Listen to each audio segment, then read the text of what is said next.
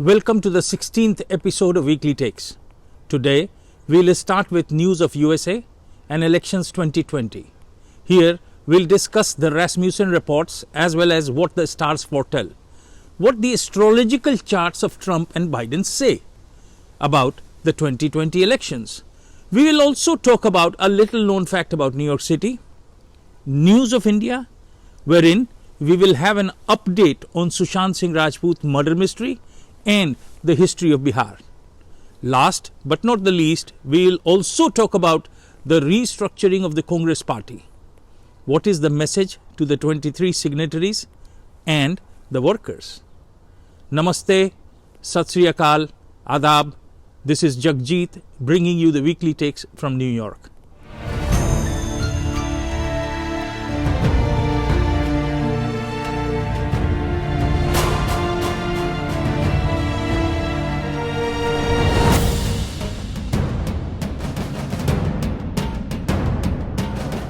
Let's begin. President Trump has touted a new dawn for the Middle East after peace deal was signed between Israel and two Gulf countries. President Trump has been nominated for the Nobel Prize. Interesting, isn't it? As more acres across the West Coast burn and Americans lose their homes and lives, the blame game has heated up. The question being raised is whether the cause of the forest fire is climate change or forest management. In that case, is it the responsibility of the federal government or the state government? While the ruling class keeps shifting the goalpost to suit themselves, people have lost all their possessions. Isn't it pitiable? In another news, Pfizer CEO has announced that the firm hopes to have a coronavirus vaccine beginning to roll out by the end of the year. How heartening is the news? Is it as per the medical and scientific norms? What do you think? Let me know. Some time back, we had heard a lot about an organization, Antifa. The FBI Director Chris Wray made it clear that Antifa is not a made-up right-wing conspiracy theory and that the FBI has cases involving those connected to it. Beware and watch out, America. In the last episode, I had said that I'll bring to you the astrological analysis of Trump and Biden. I bring to you Vedic astro analysis from a leading astrologer, Acharya Salil, who had earlier also predicted correctly about 2016 elections. I am sharing with you all some important notings from his readings. Joe Biden was born in Pennsylvania on November 20th, 1942. His birth chart is similar to Trump's chart. Both have Leo Lagna.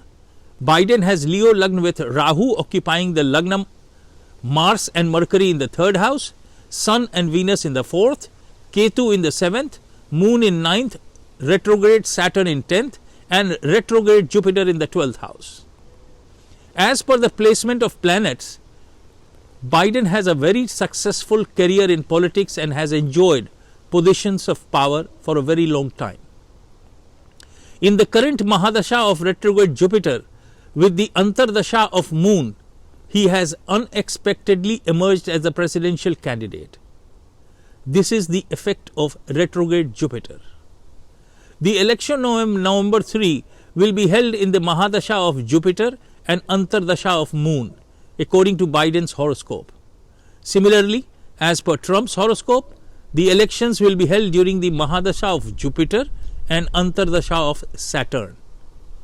Coincidentally, both have retrograde Jupiter in their horoscopes. Both are equally promising. Both have similar Mahadasha. As per Biden's horoscope, there is Antardasha of Moon, which is the lord of the 12th house.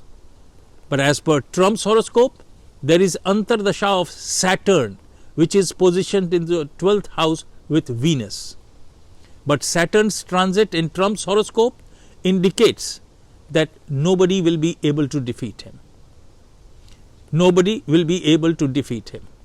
You can view a detailed analysis from his YouTube video link of which is given below. The readings are a matter of belief in science of astrology and its interpretation. It is up to you to believe it or not. I do not understand all this. So much for astrological readings. Let us see what our own Rasmussen polls say. President Trump has now edged to a 1-point lead over Democratic nominee Joe Biden in the latest weekly White House Watch survey.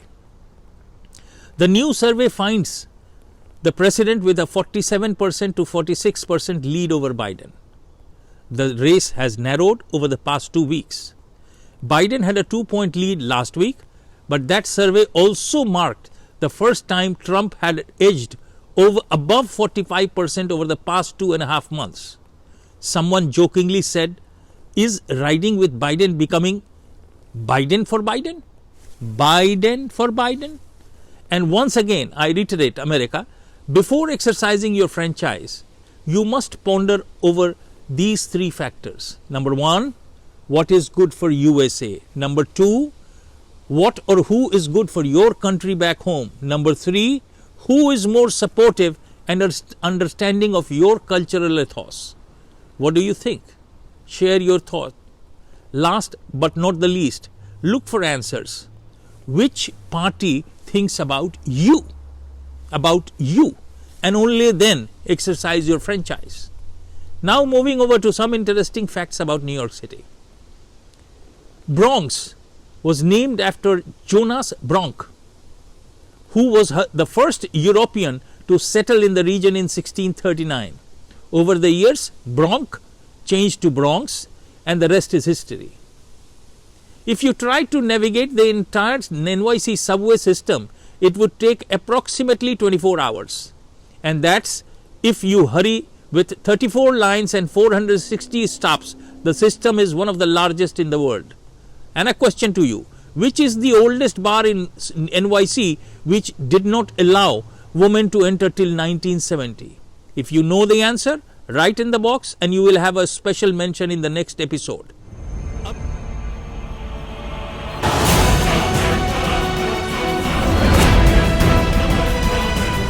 अब चलें भारत की ओर। पहले update Bihar के लाल सुशांत सिंह राजपूत हत्याकांड का। CBI, enforcement directorate और NCB की तिकड़ी इस केस पर काम कर रही है। कई बड़े बड़े सितारों के नाम आए हैं, जिससे पूरे बॉलीवुड में अफरा तफरी मची हुई है। कई लोग तो देश से पलायन भी कर चुके हैं। सुशांत की सेक्रेटरी दिशा सालियान की मौत की भी तहकीकात सीबीआई द्वारा की जा रही है। माना यह जा रहा है कि सुशांत और दिशा की मौत में कनेक्शन है, जिसमें महाराष्ट्र सरकार के कुछ लोग, पेंगुइन भी शामिल हैं। Drug mafia involving leading Bollywood actors have been exposed. Maharashtra के सरकार का भविष्य भी इसी तहकीकात पर टिका है, क्योंकि सरकार से जुड़े कुछ नाम भी इसमें फंसे हैं, जिन्हें बचाने के चक्कर में ही सारा तमाशा हुआ है और मुंबई पुलिस की फजीहत हुई है। खैर, जल्द ही सब कुछ साफ हो जाएगा। जनता को तो इंतजार है कॉफी विद सीबीआई प्रोग्राम का, जिसकी शूटिंग होगी भायखला जेल में और जिसमें बॉलीवुड के कुछ बड़े सितारे, कुछ पुलिस अफसरान और सरकार के कुछ किरदार होंगे। तभी सुशांत और दिशा को न्याय मिलेगा। मेरी समझ में सीबीआई, एनफोर्समेंट डायरेक्टरेट और एनसीबी के ऊपर बहुत बड़ी जिम्मेदारी है और जनता चुपचाप उसे देख रही है। जनता ये देखना चाहती है कि नए भारत में मिडिल क्लास और एलीट एवं रिच क्लास के बीच क्या आम जनता को न्याय मिल पाएगा? क्या बॉलीवुड के रिच को इस नए सरकार में कानून के सिगंजे को भुगतना पड़ सकता है, या क्या वे पहले की तरह ही जुर्म करके भी बिना किसी सजा के भाई बनकर घूमते रहेंगे? क्या इसे ही न्याय कहते हैं? जनता ये जानना चाहती है। In the last episode, I had mentioned about happenings in Saudi Arabia, where radical teachings and loot of funds were taking place. I am happy to report that after an inquiry, strict action leading to termination of the people guilty was taken. So much to the power of social media. अब बात बिहार के इतिहास की। 1975 का आपातकाल भारत के लोकतंत्र के लिए चुनौती लेकर आया था। उसे भारत के लोकतंत्र के काले अध्याय के रूप में याद किया जाता है, पर उसे इसलिए भी याद किया जाना चाहिए कि किस तरह संविधान को ही हथियार बनाकर जनता के खिलाफ उपयोग किया गया और जनता ने किस तरह उसका सामना किया। तत्कालीन प्रधानमंत्री इंदिरा गांधी बिहार के छात्र आंदोलन को कुचलने का मन बना चुकी थी। उधर इस आंदोलन ने भी विकराल रूप धारण कर लिया था। इस आंदोलन ने सरकार को आईना दिखा दिया था। संसद में इंदिरा जी पहली बार निशाने पर आ गई थी। हर प्रदेश की विधानसभाओं में उसकी गूंज थी। हिंदी क्षेत्र और अहिंदी क्षेत्र भी इस आंदोलन पर नजर रखे हुए थे। जेपी ने पूरे बिहार में हस्ताक्षर आंदोलन चलाया, जिसमें विधानसभा भंग करने का और दोबारा चुनाव करने के समर्थन में 1 करोड़ लोगों के हस्ताक्षर लिए गए और उसे बाकायदा ट्रक में लादा गया और राज्यपाल को सौंपने के इरादे से जयप्रकाश जी स्वयं चल पड़े। राज्यपाल भंडारी से मिलकर जनता के मत से उन्हें अवगत कराया। अपने आंदोलन को राष्ट्रीय रूप देने के लिए उन्होंने मतदाताओं से कांग्रेस का खुला विरोध करने को कहा। आंदोलन का नया मोटो था, संपूर्ण क्रांति अब नारा है, भावी इतिहास हमारा है। जेपी इस आंदोलन को लेकर इतने व्यग्र हो गए थे कि वह गांधीवादी विचारधाराओं को भी भूल जाना चाहते थे। दिल्ली में इंदिरा जी परेशान थी और जेपी बिहार में आंदोलन को तेज कर रहे थे। इंदिरा ने तत्कालीन बिहार के मुख्यमंत्री अब्दुल गफूर को निर्देश दिया कि आंदोलन को जैसे हो वैसे दमन करके दबा दिया जाए। कांग्रेस ने अब यह नीति बनाई कि इस सात्विक आंदोलन को बदनाम किया जाए। इस आंदोलन को पूंजीपतियों के पैसे से चलने वाला कहा गया और रामनाथ गोयनका को इसका सरपरस्त कहा गया। जेपी इससे अत्यंत आहत हुए थे और उन्होंने गोयनका जी का गेस्ट हाउस छोड़ना उचित समझा और गांधी आश्रम में जाकर रहने लगे। जेपी के आह्वान पर विद्यार्थियों ने 1 वर्ष के लिए स्कूल कॉलेजों का बहिष्कार किया हुआ था, पर अब्दुल गफूर के आदेश पर और कुछ पेरेंट्स के मांग पर जबरन रांची, मुजफ्फरपुर और भागलपुर में विद्यार्थियों को परीक्षा देने के लिए बाध्य किया गया। पुलिस ने बल प्रयोग करके परीक्षा करवाने की कोशिश की, जिसमें करीब 100 छात्र हताहत हुए थे। इंदिरा ने अक्टूबर में अब्दुल गफूर को दिल्ली बुलाया और कहा कि 4 नवंबर से पहले वे जेपी को गिरफ्तार कर लें। गफूर साहब ने हाथ खड़े कर दिए। तब राजा दिनेश सिंह को मध्यस्थता करने को कहा गया और जेपी उनके आग्रह पर इंदिरा जी से भेंट करने को तैयार हुए। यहां यह जान लेना आवश्यक है कि व्यक्तिगत रूप से उनका इंदिरा जी से कोई मतभेद नहीं था। उन्हें वह अपनी बेटी की तरह देखते थे और वह भी उन्हें अपना चाचा ही समझती थी। जेपी की पत्नी और इंदिरा गांधी में गहरी दोस्ती थी और दोनों में बराबर पत्राचार होता था। विरोध था सरकार की अलोकतांत्रिक नीतियों का, विरोध था असंवैधानिक पद्धतियों से देश को चलाने का। जेपी अपने साथ उन सभी चिट्ठियों को लेते गए थे। जब दोनों के मिलने का वक्त तय हुआ तो इंदिरा जी ने जगजीवन राम को भी बिना जेपी के बताए उसमें शामिल कर लिया। उसके बाद मुलाकात बहुत ही कटुता के साथ बिना किसी नतीजे के खत्म हो गई। जेपी विधानसभा भंग करने पर कटिबद्ध रहे और इंदिरा जी को यह मंजूर नहीं था। लौटते समय जेपी ने वह सारे खत इंदिरा जी को लौटा दिए और कहा, अब ये खत अपना अर्थ खो चुके हैं। बिहार के इतिहास पर आज इतना ही।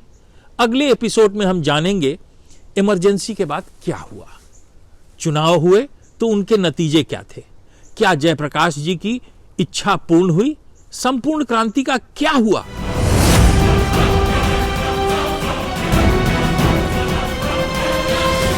अब रुख करते हैं भारत की 150 साल पुरानी पार्टी की ओर। दोहराता हूं उसकी कहानी, क्योंकि वहां म्यूजिकल चेयर्स खेला जा रहा है। यह खेल हमेशा से खेला जाता रहा है, कोई नई बात नहीं है। कुर्सी एक है और खिलाड़ी पारिवारिक, फिलहाल 2।